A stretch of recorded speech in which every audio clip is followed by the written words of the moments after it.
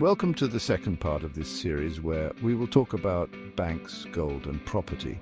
I want to make a note, please watch this video many times. This video is not a conspiracy. In the first part, we tried to explain why property. In the first video, we made a comparison between stocks, gold and property.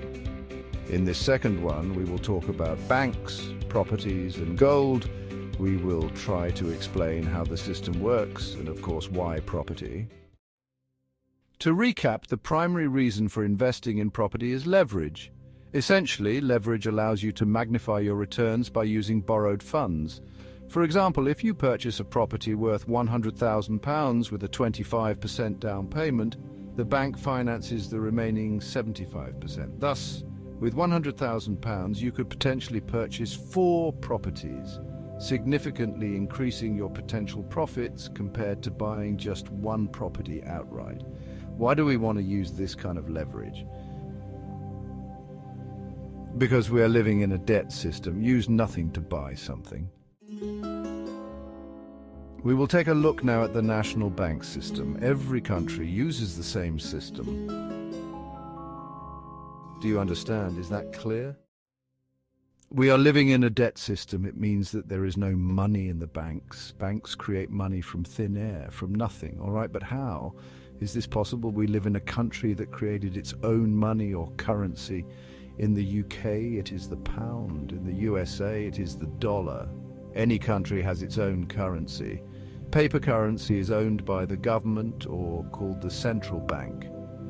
The government issues money through the banks, and banks give it to the people. What happens when you go to the bank and say you want to buy a new car? You go there and say, I need a loan or credit. They say, okay.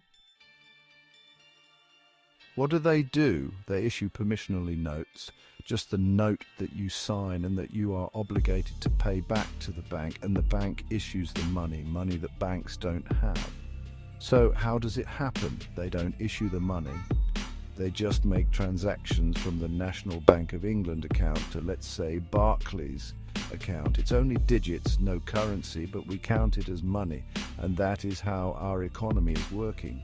If no one takes money from the bank, money will not exist. This is how money has come into existence. The end factory producer gets his own money, and all these people along the line of selling the product have their money, and that's the way we live. Stay till the end. I know it's confusing, but it is important to understand. Why property? The property produces money every month through the rent and invisible profit from house prices rise most of the time. The most important misunderstanding is money in the bank yours?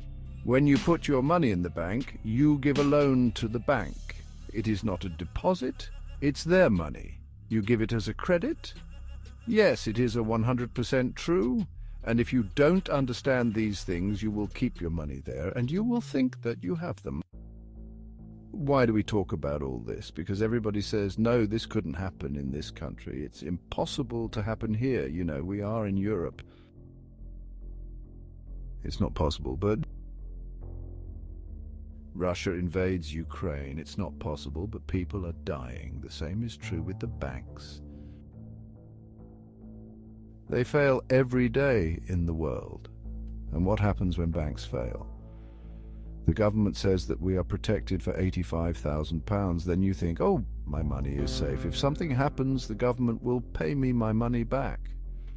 But let's talk about it. What happens if the bank fails? Is this your money? No, this is the bank's money. And the bank says that they can do anything they want to do with it.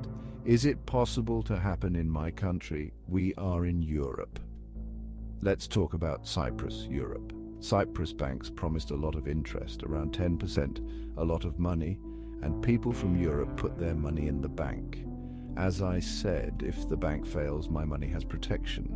It is what people think, but when they go to take their protected or guaranteed money from the bank, they say, no, we have more important things to do with this money. We're sorry, this is what happened in Cyprus. Yes, they are protected and you will get them, but we don't know when. And that's it. This is what happened. And don't worry, it can happen to each of us. This is why this video is very important to make a distinction between property, gold, and the banks.